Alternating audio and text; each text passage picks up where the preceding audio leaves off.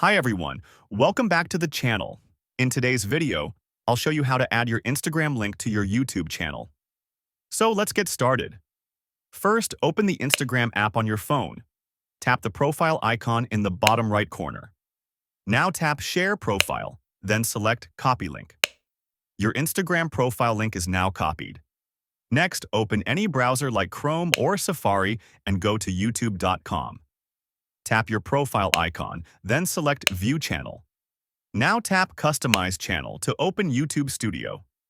Scroll down to the Links section and tap Add Link. In the title field, type Instagram.